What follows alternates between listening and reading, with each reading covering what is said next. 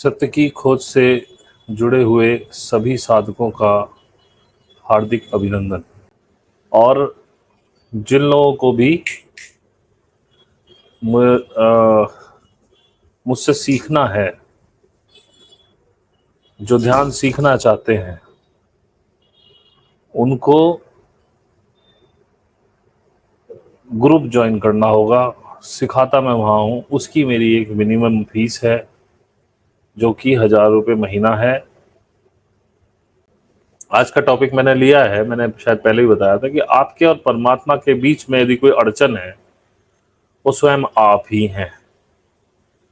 और आपके अलावा कोई और नहीं रोक रहा है आपको परमात्मा से मिलने के लिए, क्योंकि जैसा पहले भी बताया, ये अनुभव करने की चीज है।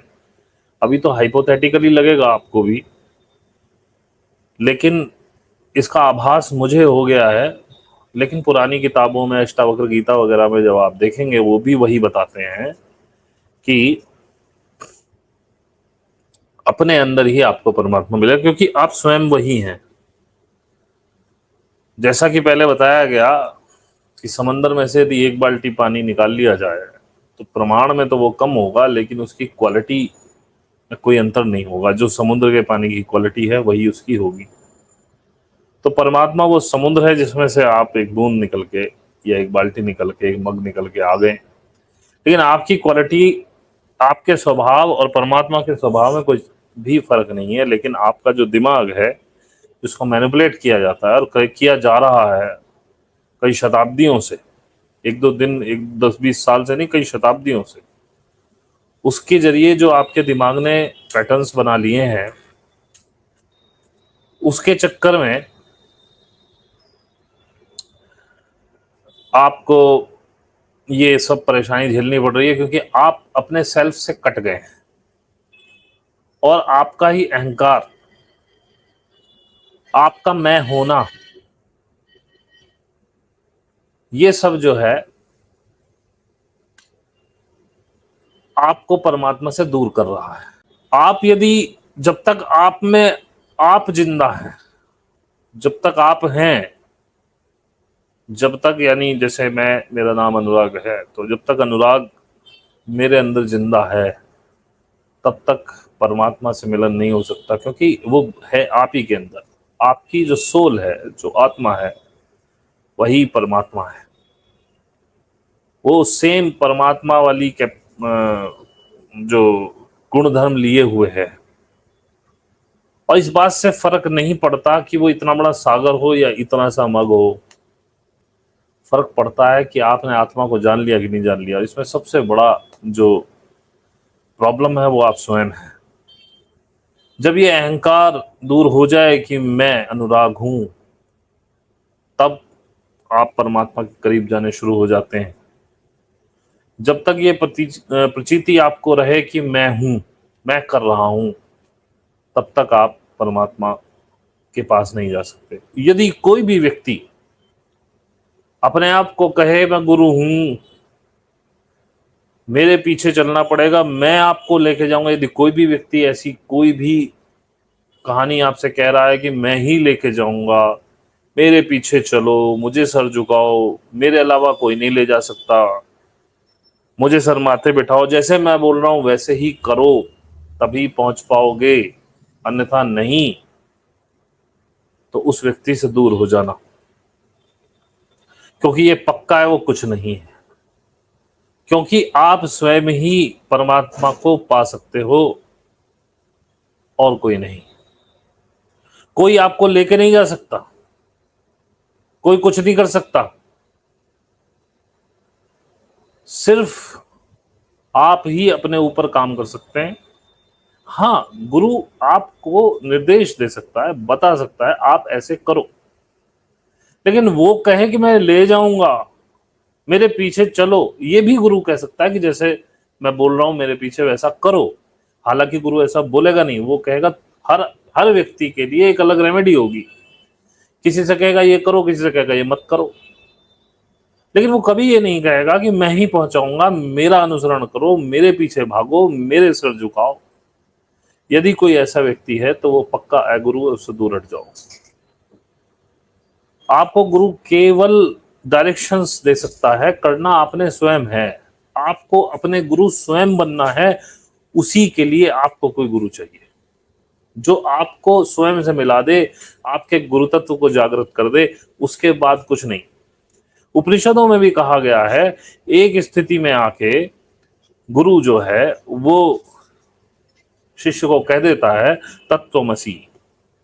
तत्वमसी कहने का मतलब है, हिंदी अर्थ इसका होता है वो तुम ही हो, यानी कि परमात्मा तुम ही हो। जब वो कहता तत्वमसी, ये इनडायरेक्ट वे में उसकी डायरेक्शन हो जाती है कि अब तुम्हें मेरी आवश्यकता नहीं।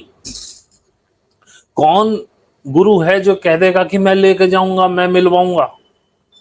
क्योंकि जो सदगुरु है, जिसने इसको अनुभव किया है, उसको पता है वहां अकेले ही जाना है। हर व्यक्ति इंडिविजुअल अकेला जाएगा, कोई किसी को नहीं ले जा सकता। तुम स्वयं ही जाओगे, और जब स्वयं ही रह जाओगे दुनिया में केवल एक मात्र, तब वो परमात्मा ही होगा जो तुम्हारे अंदर बाकी है। खुद को मार देना पड़ेगा। मार देना का मतलब ये नहीं है कि आप कूद जाएं, जहर खा लें या क्या कर लें। अहम को, अपने आप को, जिस दिन तक अनुराग इस शरीर में जिंदा है उस दिन तक कोई कहीं नहीं जा पाएगा। मैं नहीं जा पाऊंगा कहीं भी, मैं परमात्मा से नहीं मिल पाऊंगा, क्योंकि मैं अभी जिंदा हूं। वही मैंने कहा, आपके और परमात्मा के बीच में केवल आप खड़े हो। जिस दिन आपका मैं मर जाए उस दिन परमात्मा आपके सामने है। जो अंदर के आईने पे जमी धूल है, जिस दिन वो साफ हो गई, आपको अपना अक्स दिख गया, उसमें समझ में आ जाएगा। मैंने ये पहले भी कहा था कि हर जगह, कई जगह लिखा है कि आपको कण कण में परमात्मा दिखेगा, जीव जंतु में परमात्मा दिखेगा। अब जब परमात्मा किसी देखा ही नहीं तो दिखेगा क्या? कोई तो शक्ल होगी जो दिखेगी, वो आप स्वयं को ही देखेंगे। आप बोलेंगे ये तो मेरा ही रूप है, ये भी मेरा ही रूप है, ये भी मेरा ही रूप है। इतना असीम प्रेम आपके अंदर पैदा हो जाएगा हर चीज के। इसलिए ऐसे लोगों से बचो जो आपको मिसलीड कर रहे हैं, मिसगाइड कर रहे हैं, कह रहे हैं कि भाई हम तुम्हें लेके जाएंगे, या कोई तुम्हें पूजा पाठ की कहानियां सिखा रहा है कि जी ऐसे करो तो परमात्मा तक पहुंच जाओगे, वैसे करो तो परमात्मा तक पहुंच जाओगे। सहज होने से ही केवल परमात्मा को पाया जा सकता है, और परमात्मा को बुद्धि से कभी नहीं जाना जा सकता। अगर तुमने दिमाग चला दिया, परमात्मा उड़ गया। बुद्धि परमात्मा को जानने के लिए पर्याप्त नहीं है। बुद्धि से तो आप यही प्रेजेंट पास्ट फ्यूचर तोलते रहोगे। बुद्धि को तो खत्म करना पड़ेगा, बुद्धू हो जाना पड़ेगा। बुद्धू हालांकि बहुत अच्छा शब्द है, लेकिन इसको हमने गलत उसमें ले लिया। बुद्धू यानी बुद्ध बनने के तरफ जब आप चढ़े, लेकिन दुनिया के लिए आप बेवकूफ हो जाओगे, क्योंकि आपकी दृष्टि बदल जाएगी चीजों को देखने की। आप बुद्ध होने शुरू हो गए। उसे बुद्धू कहना चाहिए, लेकिन बुद्धू हम कहते हैं बेवकूफ को। लेकिन हाँ, जो इस रास्ते पे चल पड़ा दुनिया के लिए, क्योंकि वो बुद्धि तो खत्म कर देगा आपने। बुद्धि से, इस दिमाग से परमात्मा को कभी नहीं जाना सकता। इसके बाद जब आपके इफ एंड बट खत्म हो जाएंगे, जैसे अभी पीछे मैंने कुछ कहा था ग्रुप में, तो हमारे ग्रुप में है एक सारिका, उन्होंने कुछ पूछा उस पर, मैंने कहा नहीं, इतने सवाल नहीं करने। अगर आपने, मान लो मैंने कुछ बताया और आपने इफ एंड बट कर दिया उसमें, बस लग गए आप बुद्धि के चक्कर में। एक बार मान के देखो, एक बार चल के देखो। मैंने सबसे कहा ये अनुभव करने की चीज है, बात बताने की चीज नहीं है, कोई एंटरटेनमेंट नहीं चल रहा। एक बार आओ ना इस रास्ते पे, चल के देखो, महीने 2 महीने मेरे साथ, आपको पता चले। जिनको पता चला वो वहीं रुक गए। और इस मार्ग पे ऐसा कहते हैं सब, गुरु की आवश्यकता है, गुरु की आवश्यकता है, गुरु की आवश्यकता है। लेकिन मैं कहता हूं गुरु के बिना भी पहुंचा जा सकता है, यदि आपके अंदर इतना डेडिकेशन हो। जब आपकी सुई अटक जाए, बस तेरे तक ही जाना है, और आपके लिए कुछ भी प्रायोरिटी ना रहे, बस मुझे परमात्मा से मिलना है, तो रास्ते अपने आप खुलेंगे। आपको ये यूनिवर्स खुद गाइड करेगा। मेरा तो कोई गुरु नहीं फिजिकली, मैंने कई बार कहा है। परमात्मा की तरफ से पता नहीं कैसे मेरे ऊपर शक्तिपात हुआ, सब कुछ हुआ, मुझे कुछ समझ में नहीं आ रहा। फिर किसी बेवकूफ से बंदे ने मुझे ये सब बताया, मैं करने लगा, करते करते आगे अब फिर डेडिकेशन बन गया, मुझे तो भाई करना ही है। मेरा गुरु, मैं कह देता हूं कि यूनिवर्स है। क्यों? अगर मैं ये कहूं मेरा कोई गुरु नहीं है तो अहंकार बन जाएगा, और यूनिवर्स है भी, इसमें कोई दो राय भी नहीं है। जब मैंने सवाल सोचा, कुछ ना कुछ मेरे सामने, चाहे यूट्यूब से आ गया, चाहे किसी किताब में आ गया, चाहे किसी व्यक्ति के माध्यम से आ गया, चाहे वो राकेश शर्मा जी ने कुछ बोल दिया, चाहे किसी और ने XYZ ने कुछ बोल दिया, कुछ भी देख रहा हूं मैं यूट्यूब पे, कुछ आ गया, अरे ये तो मेरे सवाल का जवाब है। तो गुरु की आवश्यकता हो ऐसा आवश्यक नहीं है। मेरा कोई फिजिकल गुरु नहीं है। माता जी से मैंने बहुत सीखा, मैंने जिद्दू कृष्णमूर्ति से भी सीखा, मैंने राकेश शर्मा जी से भी सीखा, मैंने बहुत सारे भजन सुने, उनसे भी सीखा, मैंने गानों से भी सीखा, ओशो से भी सीखा, आज भी सुन रहा हूं। अब लास्ट में ओशो ही सुनने लायक अब रह गया है, हो सकता है किसी दिन उसे भी छोड़ दूं। लेकिन कोई फिजिकल गुरु मेरा नहीं। आप भी जा सकते हैं बिना गुरु के, कोई आवश्यकता नहीं गुरु की, लेकिन उतनी डेडिकेशन हो,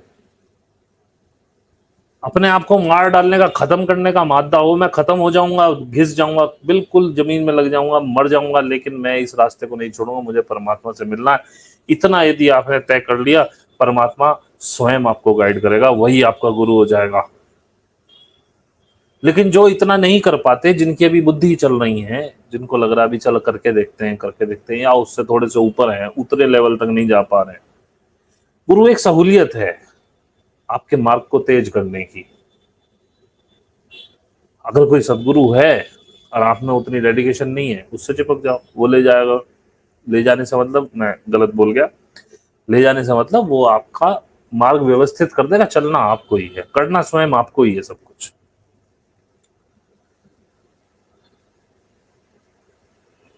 एक ओशो को सुन रहा था तो उन्होंने एक बात बताई।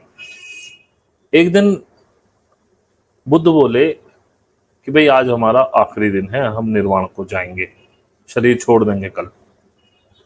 उनके साथ उनका एक भाई था, चाचाजाद भाई था, कौन था ध्यान नहीं मुझे, वही बताते, मैंने कभी बुद्ध को पढ़ा नहीं।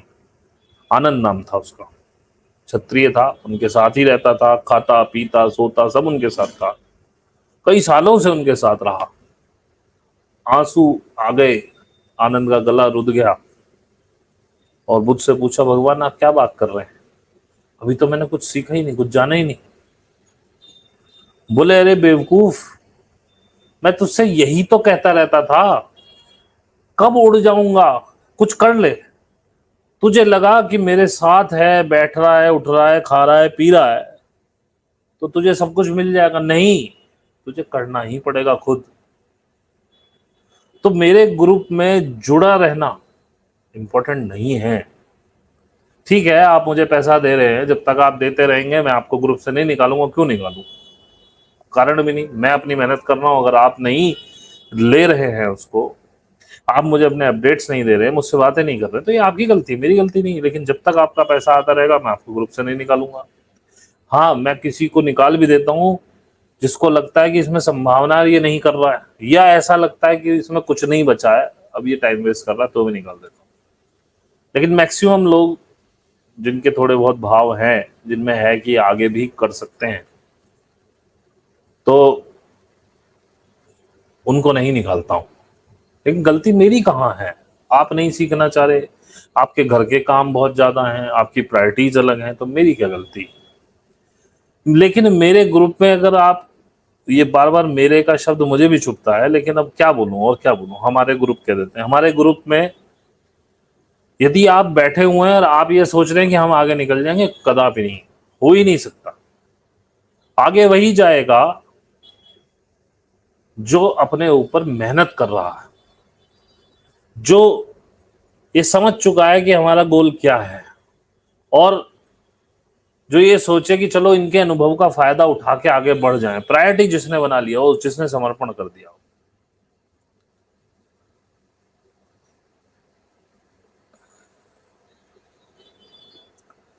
एक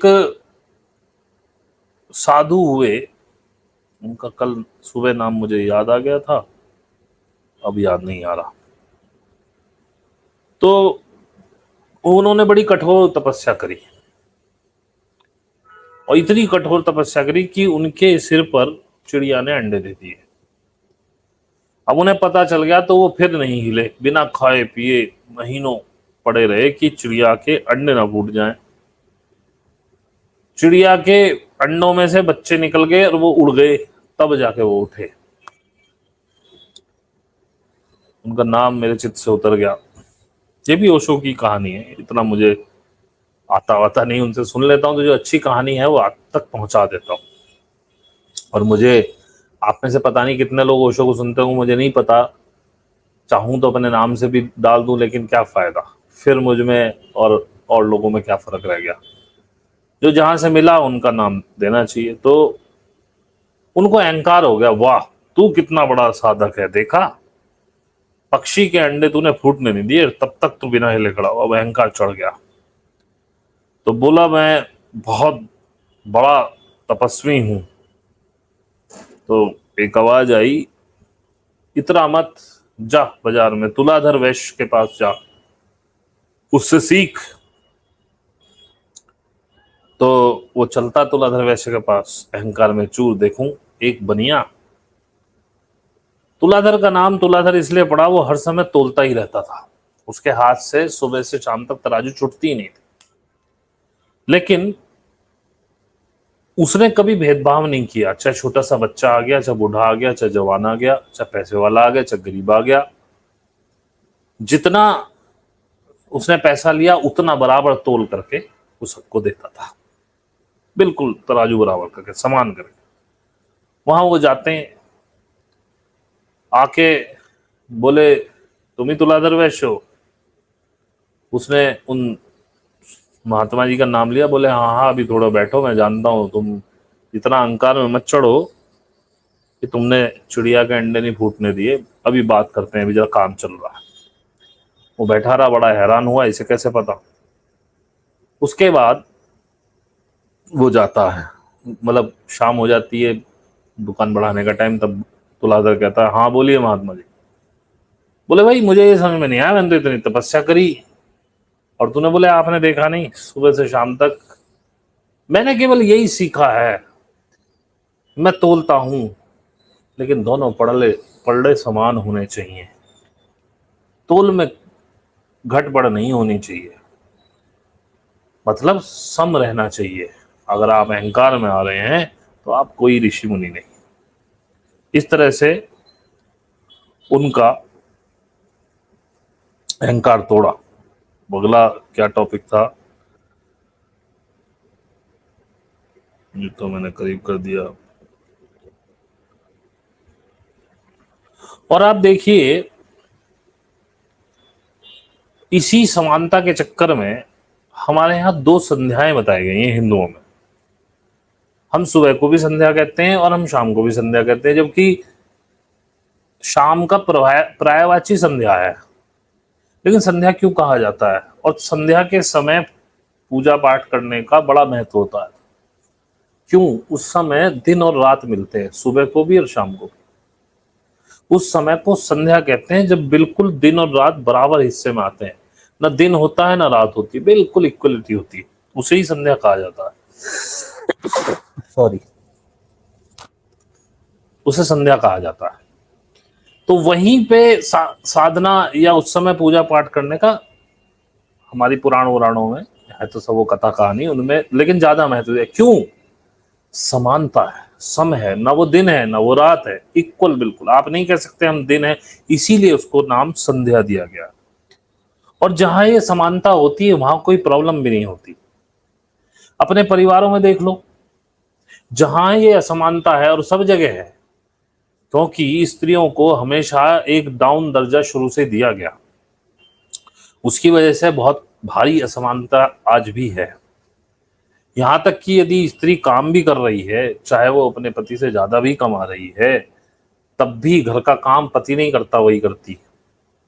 अब जब तुम बराबर कमा रहे हो, अब ऐसी पति में क्या खासियत है कि वो सब्जी नहीं बनाएगा, रोटी नहीं बनाएगा, कपड़े नहीं धो सकता या कपड़े नहीं सुखा सकता?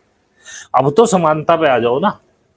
और जहां ये सम हो गया है उन घरों में शांति है बहुत। आप गरीब परिवारों में देखो, वहां अधिकतर क्या होता है कि औरतें भी कमाने जाती हैं, घर के काम वगैरह करती हैं, आदमी भी जाता है।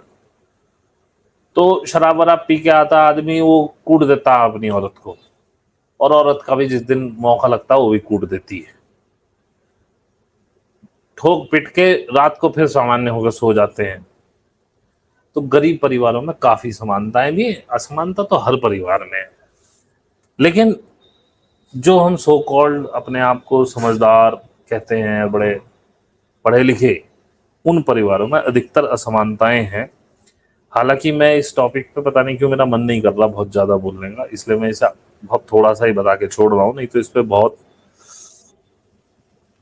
कहानी बन सकती थी। एक संग्रह का जो हमारा सिद्धांत है हर चीज को संग्रह करने का, उसने देखा जाए तो हमारे घरों में लड़ाइयां ही झोंक दी। अभी आपके पिताजी संग्रह कर रहे हैं, अब ठीक है, कुछ लोग कर पाए कुछ लोग नहीं भी कर पाए, लेकिन जो नहीं कर पाए, जो किराए के मकानों में जिंदगी जो बसर कर रहे हैं, उनके बच्चे बड़े हो गए, वो भी किराए के मकानों पे ही रह रहे हैं, उनके घर में ज्यादा लफड़े नहीं है, क्योंकि कोई जमीन जायदाद ही नहीं है जिसपे लफड़ा हो। और जिसने संग्रह कर दिया उसने आगे के लिए बीज बो दिए।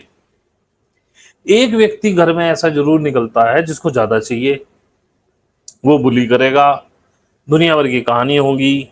एक औरत घर में ऐसी निकलेगी कि जो बहुत ज्यादा चापलूसी करेगी अपने सास ससुर की, ताकि वो ज्यादा से ज्यादा हड़प सके, वो जेवर वगैरह पे। आप ऐसा हर घर में है लगभग, मैं भी उससे अछूता नहीं हूं। अब उसमें जिसका दाव कम लगा उस बेचारे को दबा दिया जाता है। तो हमारे यहाँ ये, और इस, मैं कहता हूं किराए पे रहने वाले लोग ज्यादा तरक्की कर लेते हैं अगर उन्हें मौका मिल जाए।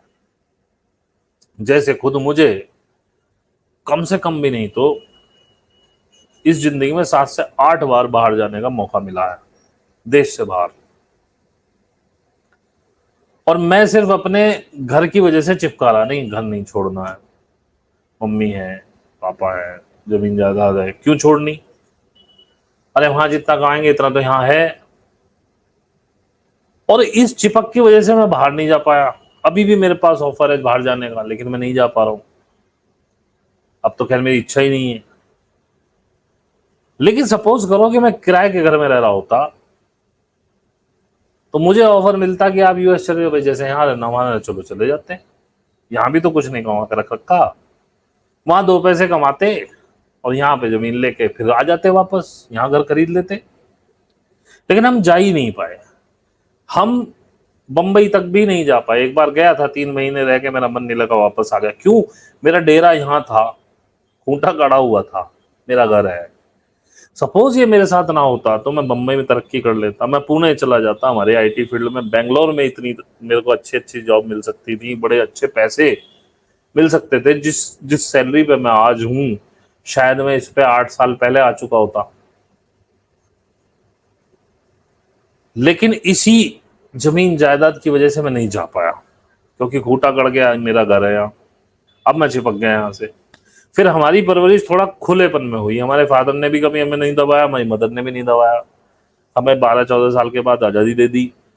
तो वही मैं आपको बताता हूँ, जब आप आज़ादी देते हो तो आप मदर फादर से चिपकोगे, क्योंकि उन्होंने आपको वैसे कुछ नहीं दबाया।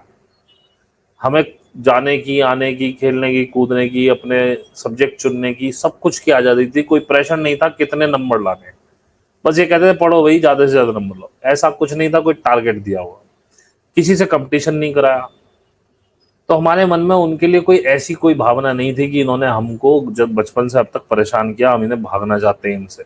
तब भी जा सकता था, लेकिन नहीं गया, इसी वजह से, क्योंकि घर में जैसा नॉर्मल प्रेम मिलता वैसा मिला। तो अब हमारा फर्ज था, तो हम कैसे भाग जाएं। और आप देखिएगा, तो इसलिए मैं चाहता हूं ये जमीन जायदाद का लफड़ा ही नहीं रखना चाहिए फालतू का।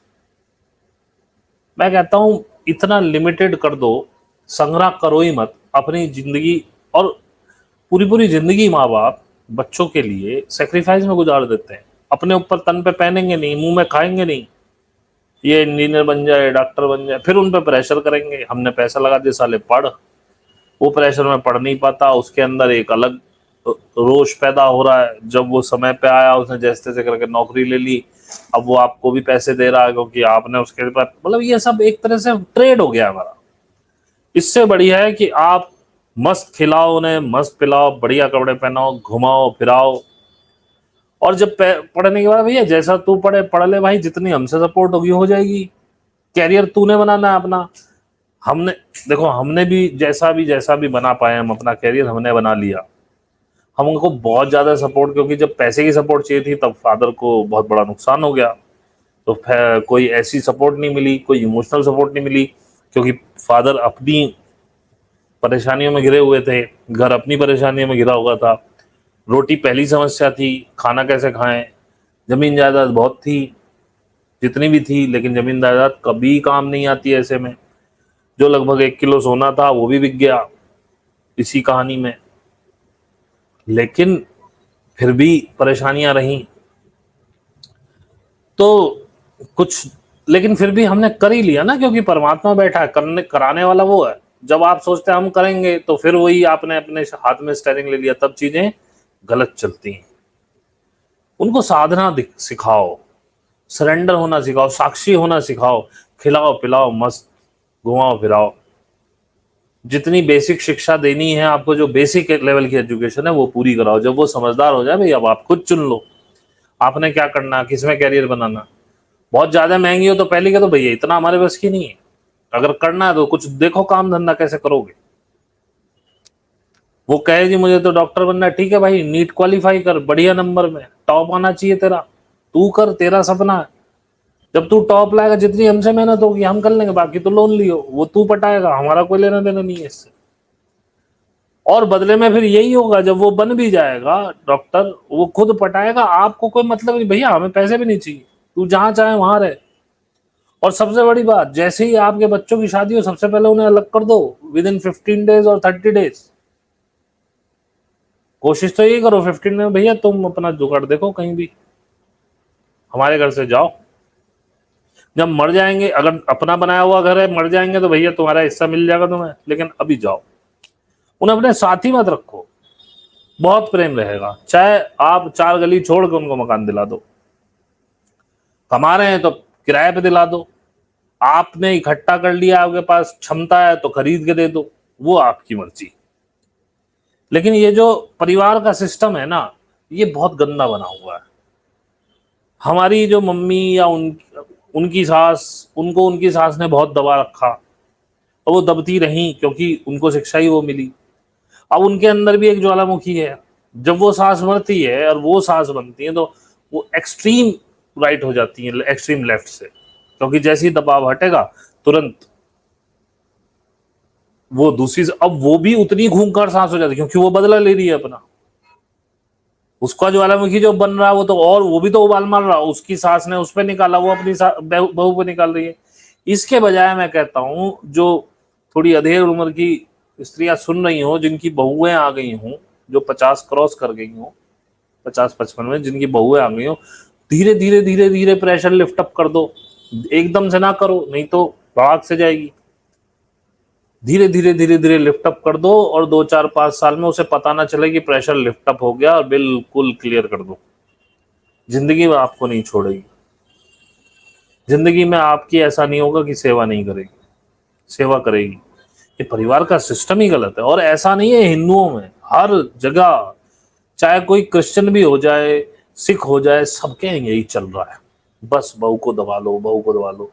अरे औरतें क्या इंसान नहीं है, बराबर की अधिकारी हैं।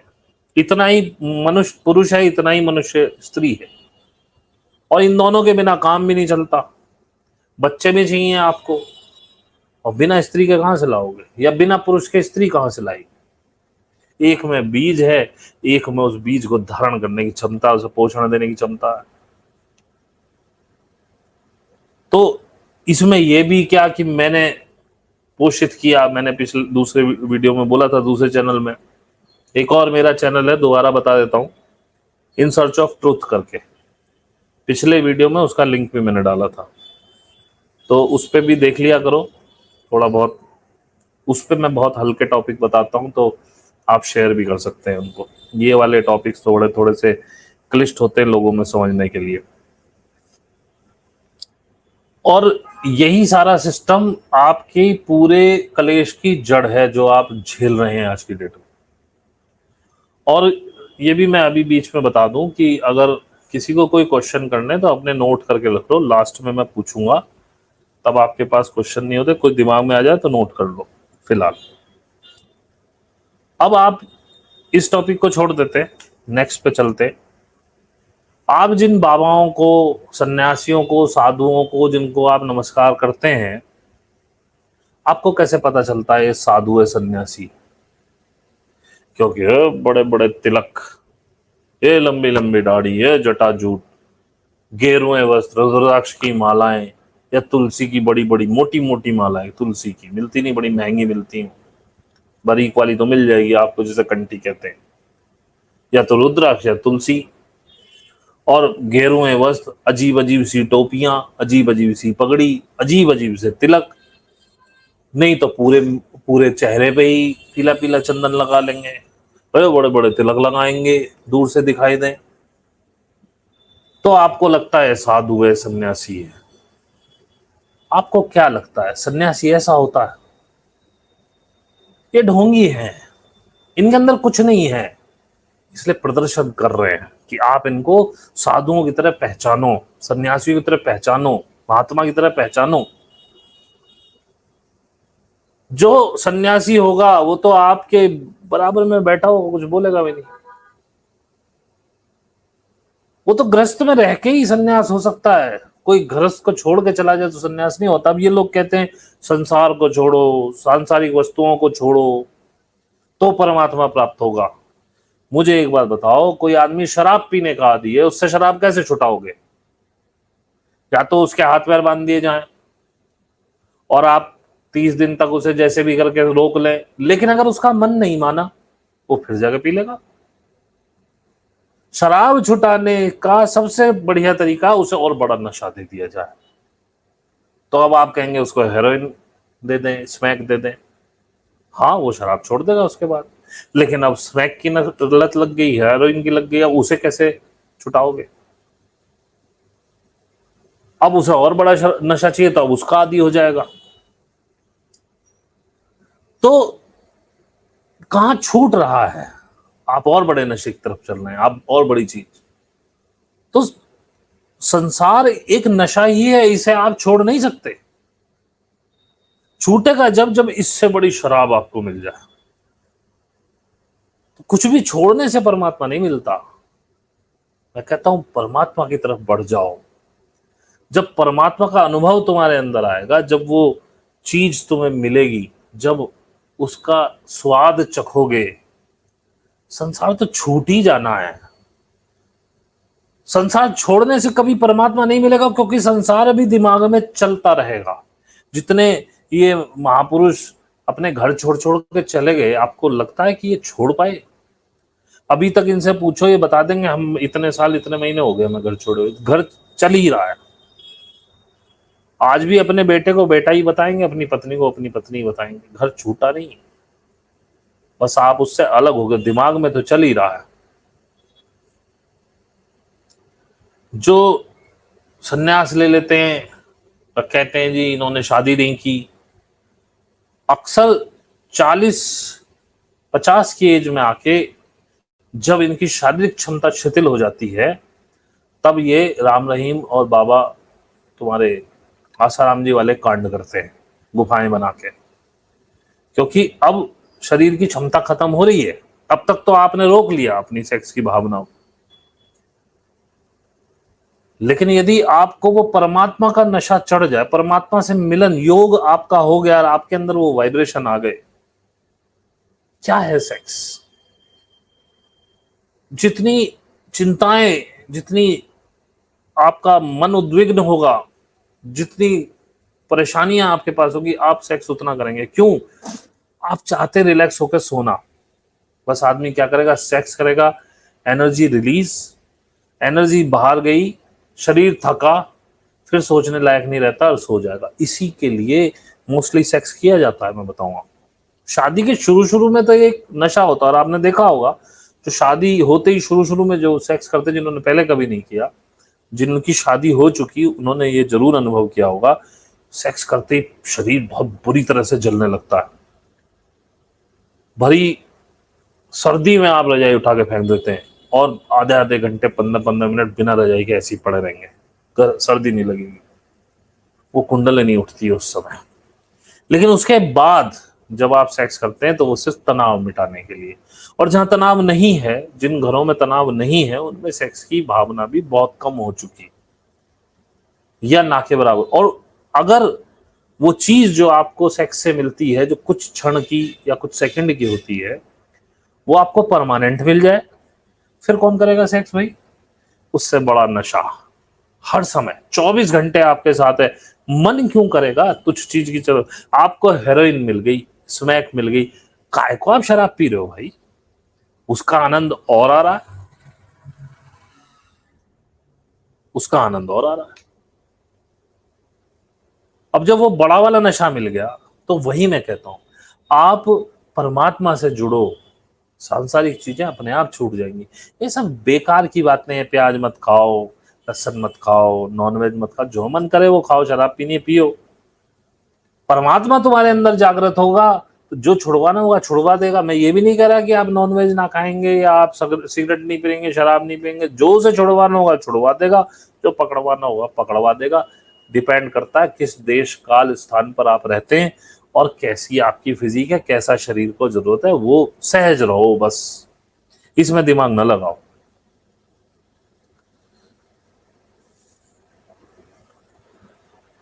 जैसे कि आप किसी अंधेरे कमरे में हो और आप कहें कि मैं अंधेरा भगा लूं, और आप लगातार हाथों से या आपने कुछ ले लिया, टोकरे ले लिए और फेंक रहे हैं बाहर निकालने का, क्या अंधेरा भागेगा? भगा सकते हैं आप अंधेरे को? क्योंकि अंधेरे का कोई अस्तित्व है ही नहीं। ऐसे ही इस संसार का कोई अस्तित्व है ही नहीं। अंधेरे को भगाने का एक ही उपाय, आप सिर्फ एक छोटा सा दिया जला दें। दिया जलाते अंधेरा फुर खत्म, क्योंकि अंधेरे का अस्तित्व नहीं था। प्रकाश का अभाव ही अंधेरा है, अंधेरे का अपना कोई अस्तित्व नहीं। ऐसे ही ये संसार का कोई अभाव नहीं है। आप जागृत नहीं है, आप जागे नहीं, आपका योग नहीं हुआ, आपने परमात्मा को, अपनी आत्मा को देखा नहीं, महसूस नहीं किया, इसलिए आप संसार में रमे हुए। जिस दिन आप अपनी आत्मा को महसूस कर लेंगे, लेकिन ये अनुभव की चीज है, लिखित में नहीं बताई जा सकती। लिखित में तो सिर्फ इतना ही कहा जा सकता है कि आप अपने अंदर उतरिए, आप ही के अंदर छिपा है सब कुछ। इससे ज्यादा लिखित में कोई कुछ कहा ही नहीं जा सकता, ना कोई प्रमाण हो सकता है, ना कोई कुछ कह सकता है। क्या कहेगा कोई? मुझसे भी बड़े बड़े बड़े विद्वान हुए हैं, अष्टावक्र जैसे, दत्तात्रेय जैसे, उन्होंने गीताएं लिखी हैं, कृष्ण ने लिखी है, ये नहीं समझा पाए इन चीजों को, क्योंकि ये समझा ही नहीं सकती है। ये अनुभव की चीज है। जिस दिन आप उस परमात्मा को की चीज को महसूस कर डालेंगे, फिर संसार है ही नहीं। जैसे ही दिया जला, अंधकार खत्म। और बहुत से ऐसे भी करते हैं, जैसे एक कहानी और ओशो ने बताई थी, बड़ी अच्छी लगी। एक व्यक्ति को कहीं जाना था मंजिल पे, और रोज की प्यार बहुत दूर है, दिन में तो धूप लगेगी, चलो रात में चलते हैं। उसने एक लालटेन ले ली, वो चला, बहुत बियाबान जंगल, अंधकार ही अंधकार, 3 फुट का ज्यादा से ज्यादा उसे दिख रहा था। उसने कहा यार इतनी दूर जाना है, मीलों दूर, ये 3 फुट का ही देख पा रहा हूं, आगे कैसे जा पाऊंगा? वो बैठ गया, बोले सूरज की प्रतीक्षा कर लेते हैं। तो थोड़ी देर में देखा एक बूढ़ा हाथ में दिया लेके चलता चला जा रहा, और वो बूढ़े से बोला कहाँ जाएंगे? बोले मैं वहां जाऊंगा। बोले तो मीलों का रास्ता है बाबा, तुम्हारे दिए में तो 1 फुट का, मुश्किल से 1 कदम का दिख रहा है, कैसे पहुंचोगे? तो सारा अंधकार है। बूढ़ा बोला बेटा 1 कदम से ज्यादा कोई चल पाया क्या आज तक एक बार में?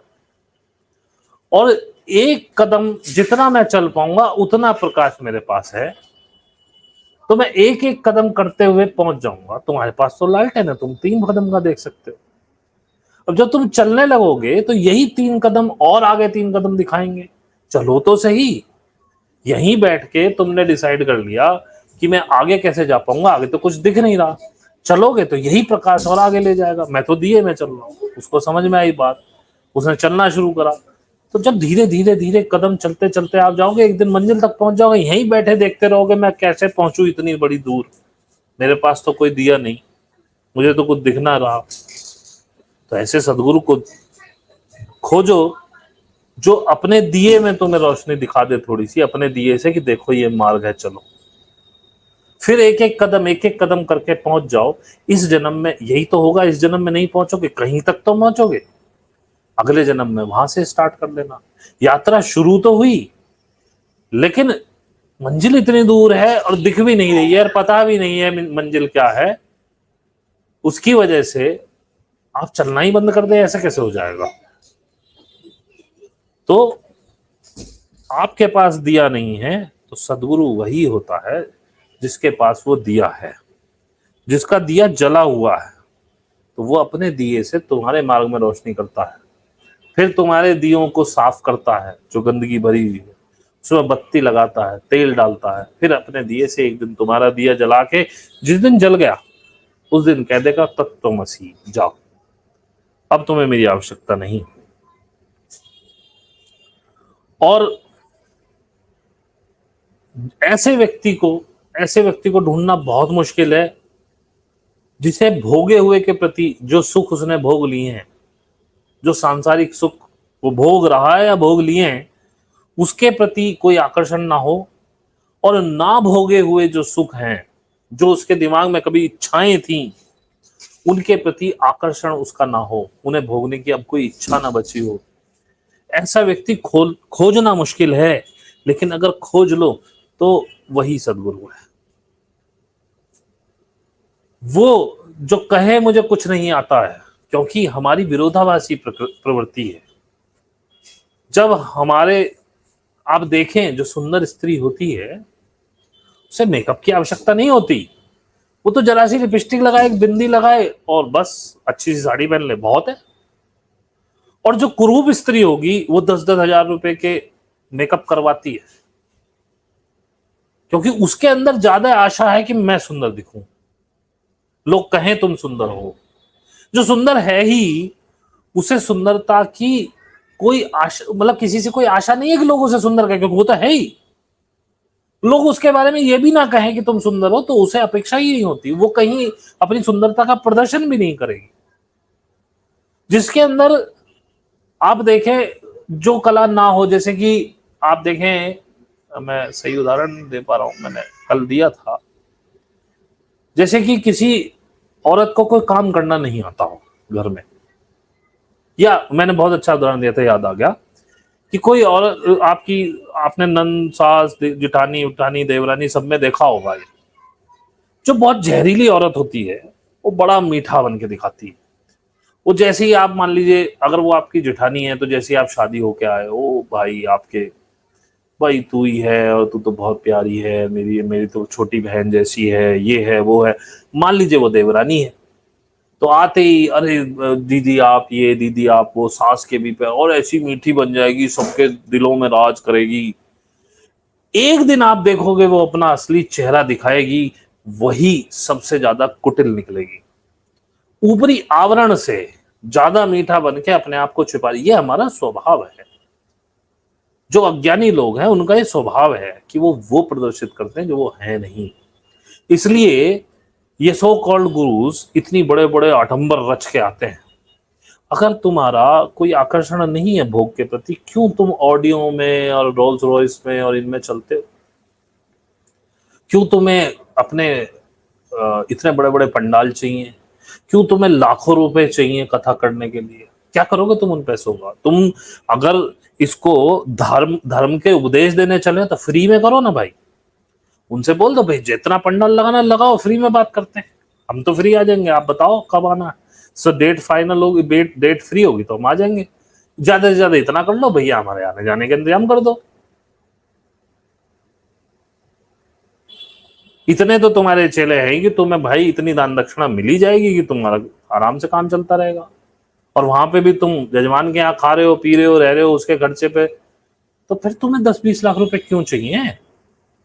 ये जितने भी बागेश्वर, ये कौन सा वो ठाकुर है, देवकी नंदन ठाकुर, एक वो लड़की है बड़ी, वो बहुत छोटी सी थी जब से उसकी कथा मैं सुन रहा हूँ, जया किशोरी, बागेश्वर, भाई साहब 15 से 20 लाख रुपए रेट है इनके, और ऊपर से तुमसे ऐसे भीख मांगेंगे अपनी गौशालाओं के लिए, गौशाला के लिए दे दो।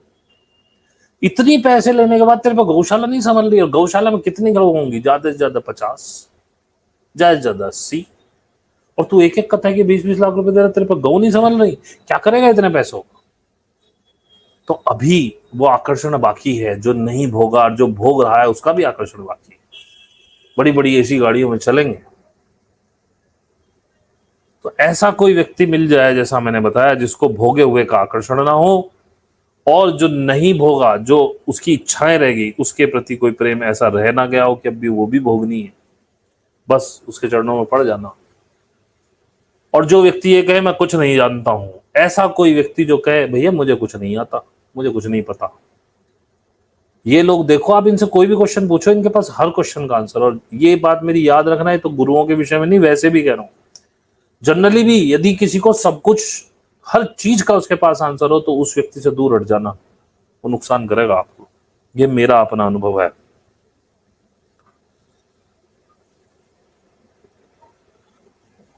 और जिस प्रेम के लिए मैं देख रहा हूं, मेरे पास बहुत सारे जो भी मेरे साथ जुड़े हुए हैं, 70-75 लोग अधिकतर, चाहे वो आदमी तो कहते नहीं इस बात को, औरतें कभी कभी कह देती हैं जब उनको कोई प्रॉब्लम होती है, डिस्कस करती हैं, हर कोई प्रेम ढूंढ रहा है, उनको प्रेम ही नहीं मिल रहा है।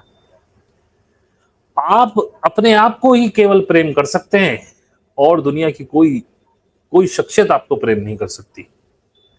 प्रेम आप केवल आप ही खुद को कर सकते हैं, और बिना शर्त समर्थन और प्रेम आपको केवल परमात्मा से ही मिलेगा।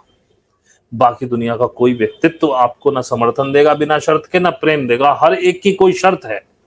कैसे शर्त है? कोई आपका बेटा है, कोई आपका बाप है, कोई माँ है, कोई पति है, ये शर्त है। बिना शर्त के या तो आप ही स्वयं को प्रेम करेंगे या परमात्मा करेगा। परमात्मा कहीं दिखता नहीं तो आप उसके प्रति जाते नहीं। एक बार जाके तो देखो यार, करके तो देखो एक बार। और जिन्होंने करके मेरी बात मान के जो भाई बहन आगे बढ़े हैं, उनके आनंद के कहने ही क्या है। उसके बाद भी फिर शुरू होता है, एक दिन वो समय आता है जब आप सब जगह से टूट के एक बार समर्पण कर देते हैं। बड़े बड़े भारी आपको कठिनाइयों से गुजरना पड़ता है, बड़ी बड़ी भारी आपकी टेस्ट लिए जाते हैं। परमात्मा ऐसे ही आपको स्वीकार नहीं करता है। मैंने पहले भी बताया था, पीठ पीठ पे ठोक ठोक के, जला जला के, उसमें सुहागा डाल डाल के, गर्म कर करके आपकी अशुद्धियां सब निकालेगा। जब तक एक अशुद्धि भी बाकी है वो स्वीकार नहीं करेगा। लेकिन उन कठिनाइयों में आपको डाला जाएगा कुछ सिखाने के लिए, कुछ होने के लिए। यदि आप उनसे डर के भाग गए तो आप अधिकारी नहीं है इस जन्म में, अगले जन्म में ट्राई करना। और यदि आपका इरादा इतना मजबूत रहा है, कुछ भी कर ले भाई, तुझे नहीं छोड़ूंगा, अब मुझे तेरे पास ही आना है, तो जब कठिनाई में डालेगा ना, उस पर छोड़ के देखना, निकालेगा भी वही।